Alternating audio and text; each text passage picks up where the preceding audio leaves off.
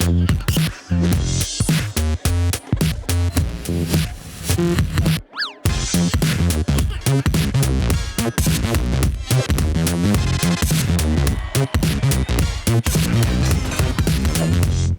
heiße euch herzlich willkommen hier wieder auf Rocket Beans TV. Unsere Gamescom-Berichterstattung 2016 geht natürlich weiter und jetzt mit einem Thema, das habe ich mir gewünscht. Ja, weil man weiß ja, ich mag ja Raumschiff Enterprise, Star Trek und ich habe Gäste bei mir.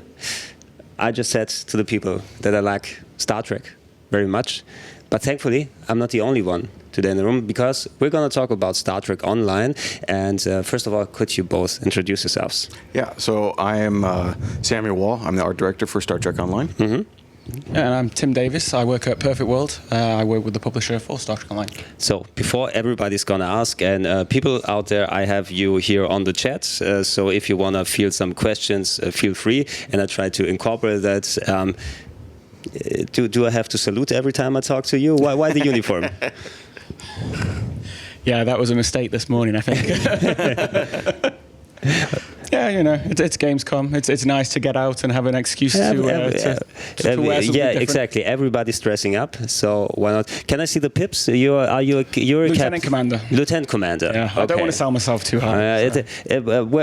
How much did you pay? Can you tell me about the uniform? Because they're super expensive to get a good one. This was about €40, I believe. €40, okay. Yeah, which is not too bad. I paid for the top about €70, and it was ill-fitting and didn't have the insignia on the right position and everything. So just to get this out of the way, you weren't even supposed to sit here with us. You just came along, and I just roped you on here because I wanted to have actually a little bit more Star Trek flair on there. It works. Can't argue with that. But actually, we both are gonna talk. Oh, okay. Yeah. You can of course interject if there's something wrong.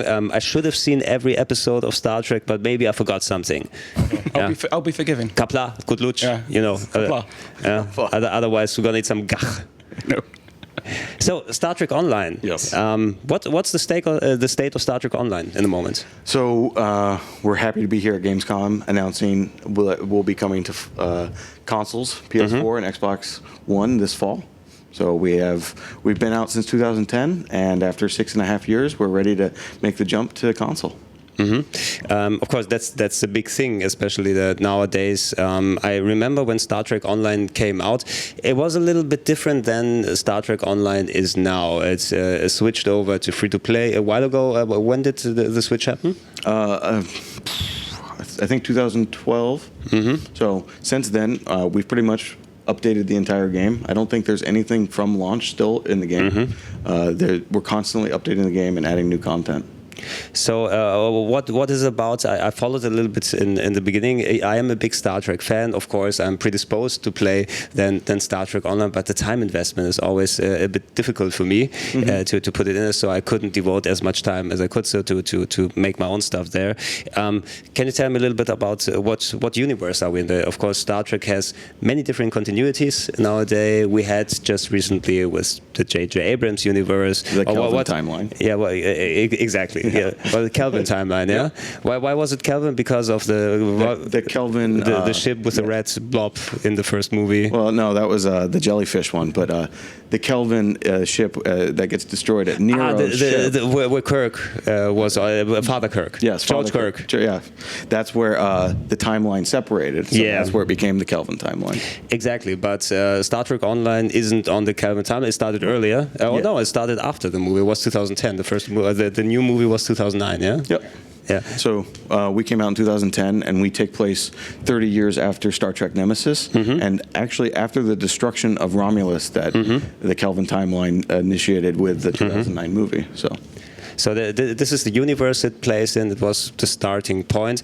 How does time pass in Star Trek Online? Are we actually, now that the game is out for 6 years, is it 6 star dates later in the game, or? We've only moved 2 star dates. We started in 2409. Now it's 2410. The clocks in Andromeda run a bit differently. Yes, a little slower. You were thinking about it. So is he right about this, or is this? No, it's correct. Yeah. I think server downtime sometimes every now and again we have maintenance and that causes a bit of a discrepancy there. Yeah. But yeah, that's correct. Yeah, when there's maintenance, you stop the atomic clock. Yeah, so it resets. So as good as it's working up. How did players adapt to, or how do players shape the universe to be there? Of course, when you play Star Trek Online in its current state with the free-to-play, which all the changed content you said about, is it coming there, being a captain, doing predisposed sets of tasks you have to do, or is it something with the things you're doing that you're constantly changing the world? How does it work? So we've taken so much inspiration from the television show, and we instead of calling them missions, they're called episodes. So we have 130 episodes in game, which is equivalent to about 5 seasons worth of any Star Trek series. Each episode will range between 20 to 45 minutes. So you can hop in for an hour, feel like you accomplished something. You got a complete story arc that's really linear, that's has a beginning, middle, and an end. Then maybe it has a cliffhanger and it leads into the next mission.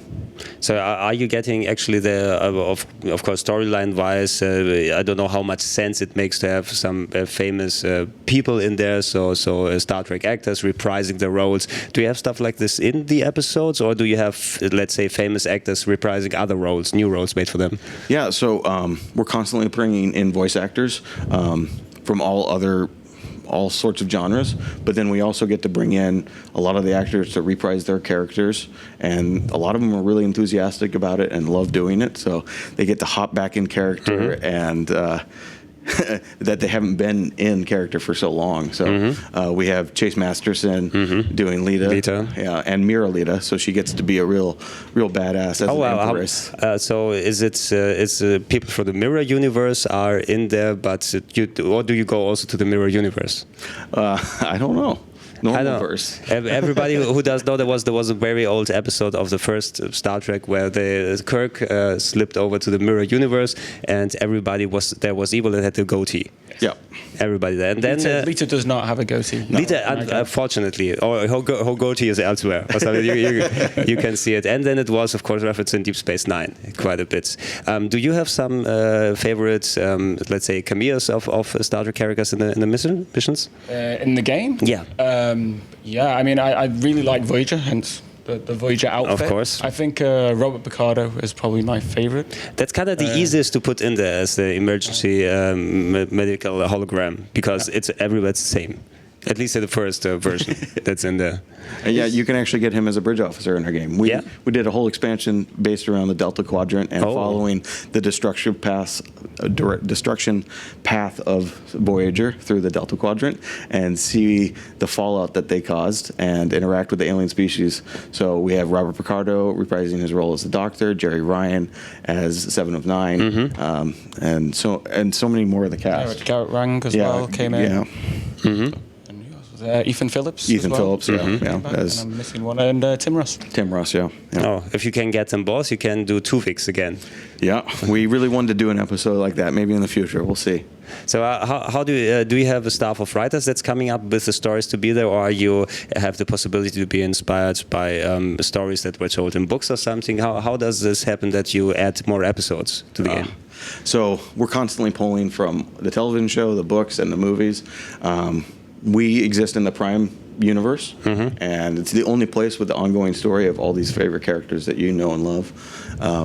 We pull the smallest little thing. Maybe you saw it on screen for 15 seconds, or an alien critter group that you saw in one episode, and make a whole story arc based around them. So yeah, that's. But I have to say, especially if someone is playing a game, a lot of people out there. I'm watching the chat a little bit there. There are quite a bit Star Trek fans there, but of course it's a bit of a specialized thing because there's so much history to take in, and if you didn't live the history, it's a bit difficult. But I have to say, nonetheless, even if it's in the game or it's there's so many starting points to get in with Star Trek, and it's very rewarding from watching wise and what you can get out of there. So even look at the game, people, if you didn't have done it yet. You said you're gonna be on console. Yes. So putting a big MMO that's working and has to be worked on very for a long time to keep on working on the PC, and now you're putting it on consoles with a controller just to control everything. How does this work? Good question. If you had asked me, or if you had told me that we were going to be on a console in 2010 when we were developing it, I would have jump out of the window. You. Yeah, no, I just wouldn't have believed you. I mean, we designed the game around a keyboard and mouse, and since the beginning, and it was such an amazing undertaking to decide to whether or not to go to console, and we looked at the game holistically and wanted to maximize the hardware that we would be using. So we made graphical improvements. We updated the whole rendering engine and new lighting engine. So we have almost unlimited lights now. So all the environments are a lot more immersive and characters feel better grounded on there. Anything that you see as a light source now actually has a light attached to it. And okay. So, but then the biggest undertaking was just the UI and making it work on a controller. So we went from 72 buttons to 16 buttons. We used a lot of radial menus. We didn't change any gameplay because it's the same game on PC and console. So we had to maintain the game as it is. It's just a different experience, a lot more streamlined with the console controller. You have radial menus to quickly go through abilities. You can set things to auto-execute. You can even set things to auto-execute on a timer. So yeah, and then like you can auto-execute things based on if you're on low health, your heal can pop automatically at a certain percentage. So you can go into any combat situation feeling confident you'll come out the other side with a well thought out plan of action. I tried out some MMOs. I'm not a big MMO player. As I said, time investment is always the tough thing. If you have so much possibilities to do stuff with a keyboard and a mouse on a PC and then put it on the console, some people like to have the availability to do it the classical way, so to speak. So is it completely geared towards your radial menus, as you said? The thing is, do I still have the possibility to put in a keyboard and a mouse and then it switches over to the old school one, or is the console experience, it is the console experience? It is the console experience. So we definitely use the keyboard for our chat menu. I mean, we are an MMO, so we definitely support chat and a lot of social aspects of the game. So chat, does it always make before there's a new line to chirp? So if you're doing a yeah, it does actually. It does actually, yeah. If someone sends you a message, it will make the little chirp sound. Of course, that's the kind of level of detail you want to have in there. But does it mean if you have, at least from the UI standpoint, that the console versions are different? The online world itself, is it then separated? Do you have a PS4 Star Trek, PS4 Star Trek online experience, the Xbox Star Trek online, or do everything connects on the same server? It's it's all same platform. So we have Sony platform and then server, and then Xbox One server, and we'll continue the PC server. So no cross-platform play. So no cross-platform. So people have to populate it. Would I have the opportunity, or is it something that maybe hasn't been decided yet, to transfer my character over from one console to the other? Unfortunately, no. Just the way the back end works and the characters work, it's not possible at the moment. But essentially that means that you have 3 MMOs running parallel. So what kind of challenges are ahead for you? I think especially maintenance, working patches, doing stuff like this. You change one thing in one version of the game and maybe it makes a difference in the other version. That's quite a big task you have ahead of you. Yeah, that's a really good question. We use one engine and it's the same game through all 3 platforms. The only really difference is the back end of how it all works and communicates with the hardware. So just a little bit of the software, but you're not going to see something change on Xbox and not change on PS4. We'll be constantly pulling builds so that everything is concurrent with each other. Let's talk a little bit about some of your own experiences in the game. You, of course, developing, you do this stuff. You have a character yourself? Oh, yes, of course. Well, who are you in Star Trek Online? I'm Captain Crunch. I play a Gorn on the Klingon side. You play a Gorn cereal. Yes, exactly. So why a Gorn? I like the Klingons, and we made Gorn, and I definitely love TOS. and especially Arena, where of course Kirk fights a Gorn on an alien planet. Yeah, that's the old episode. Kirk against the big lizards with kind of foam-looking rocks that maybe could be made out of foam or something. That was a thing for the Star Trek game about the movie in 2009, where the Gorn were put in as enemy. I remember. Oh, so maybe there was some new commercials where we had actually William Shatner interacting with the Gorn again. Oh yeah, I remember those commercials. Yeah. And was this a Deep Space Nine thing that the Klingons and the Gorn were on the same sides, or because I can't remember it quite well. Were they fighting against the Dominion? What was happening there? The Gorn weren't really mentioned that much in Deep Space Nine. How it's worked with Star Trek Online is we had a book that we published before the game came out, The Path to 2409. Yep. And that kind of went through the history of what had happened since Nemesis to take us to what happened there. And then that's where the Gorn were actually conquered by the Klingons in our universe. Okay, so they were conquered. Yes. This one, they weren't seen in Modern Times. There was this one Enterprise episode. Another mirror episode. It was a mirror episode, yeah, where the Gorn was on the loose on the ship. Yep. That was the thing. One of the few good ones. No, there were a couple of good ones on Enterprise. That was one of the most enjoyable. So Gorn on the Klingon side, and what did Captain Crunch accomplish there? What's his Vita? Well, what's his Vita? So what did he do? So I constantly just play our current updates, and we're constantly releasing new episodes to push our storyline. I mean, it's all about doing a Trek experience. So we love to tell stories and love to pull from different episodes. My character, Captain Crunch, he flies an alien ship called the Shirshar. It separates in two different directions, and then it also can summon minions and summon carrier pets, and it's a lot of fun to just completely control the battlefield with all these little pets. That's a special Gorn ship then, so it's actually a Lachi, which is Lachi. Okay, so I'm that familiar with that. I'm not. Well, so we actually named the Lachi. There's an episode in Star Trek Enterprise where these aliens come aboard the Enterprise and. I can't remember what they were doing. They were after some device. Enemy, I believe the episode was. And they showed up and the Enterprise lost power. And then this weird, they kind of have a crab-like eyes. They're very strange. Right? This is the beautiful thing about Star Trek Online is you have these very odd stories in Star Trek where you'll see a story that's mentioned and they never come up with it again.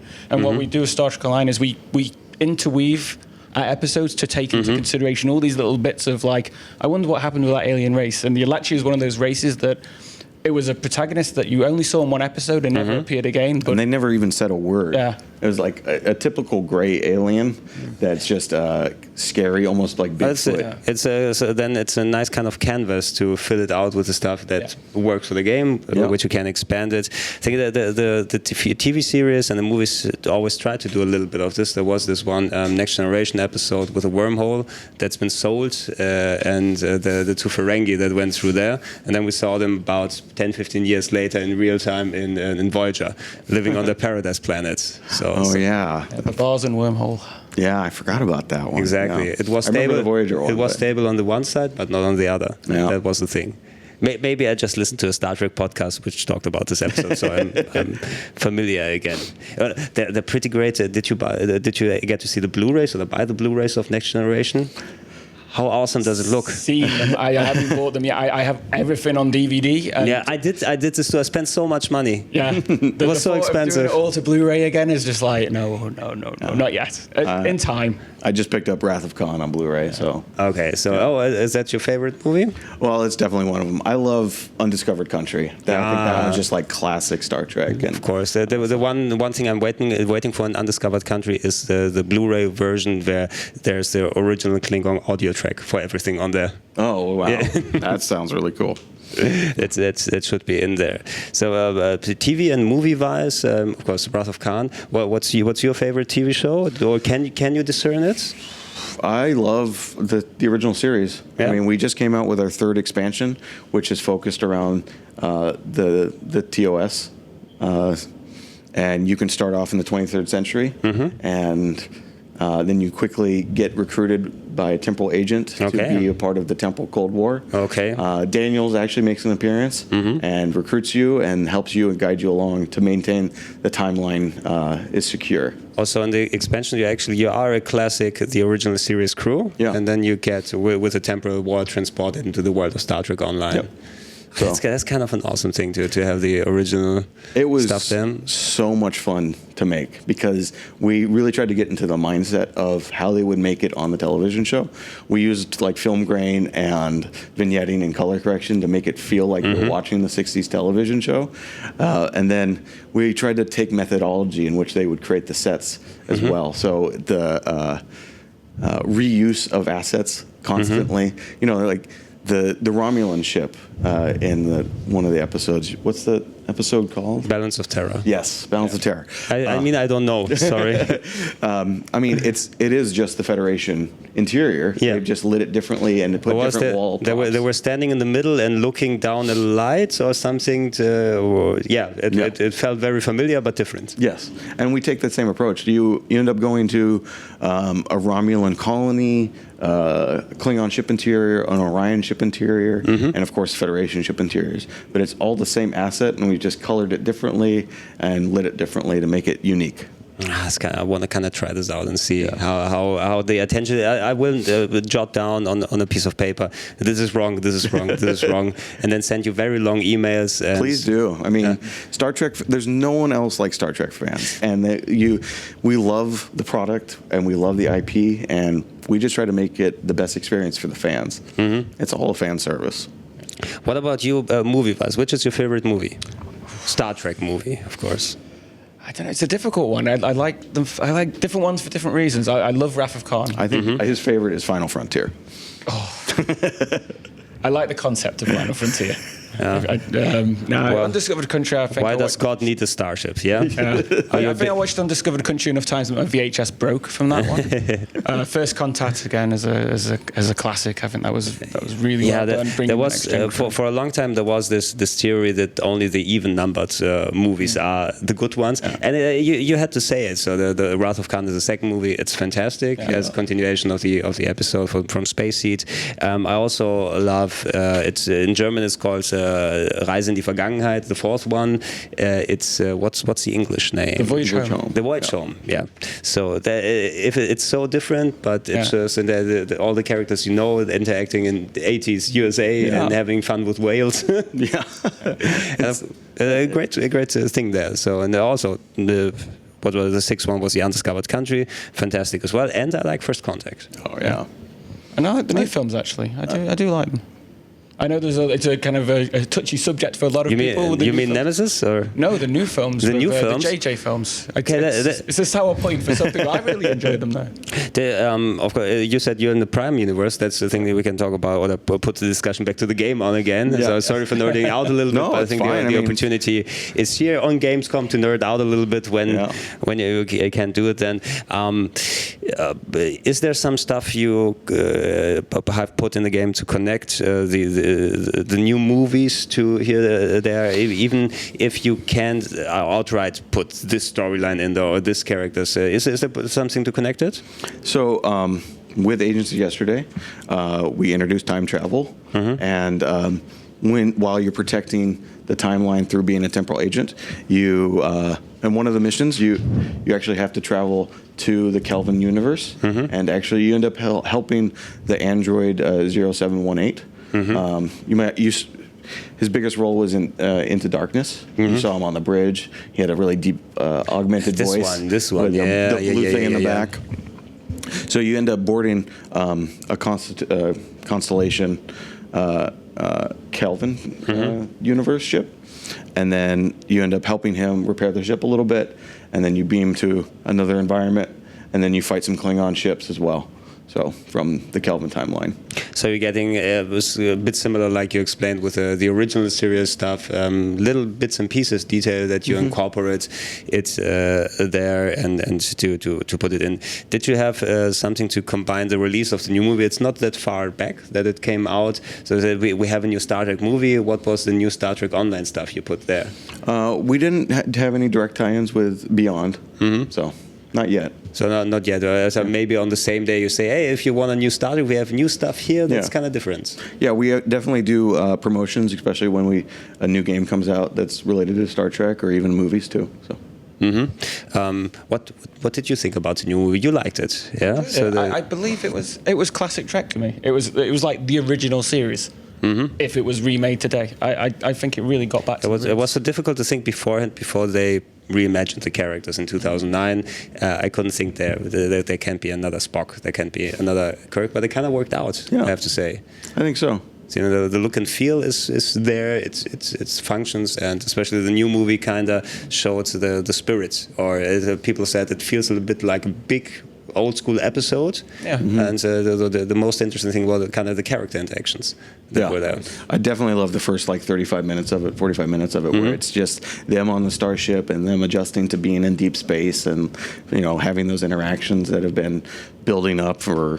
So it was really good. That was the hardest part of that movie, watching the Enterprise getting destroyed. That was... I thought a little bit, of course, it kind of mirrors the thing. It's the third movie, the Enterprise has to get destroyed. Everybody saw it in the trailer. It was in the first 5 seconds. What can you do that? But it felt to me almost kind of a bit disrespectful. So the poor Enterprise getting hammered and hammered and hammered, and then she lies down for most of the movie. The Enterprise has not had its time to shine in the movies. Yeah. It's been destroyed in all three movies. I have to have a connection. There was tears of joy when the A came back in the old universe.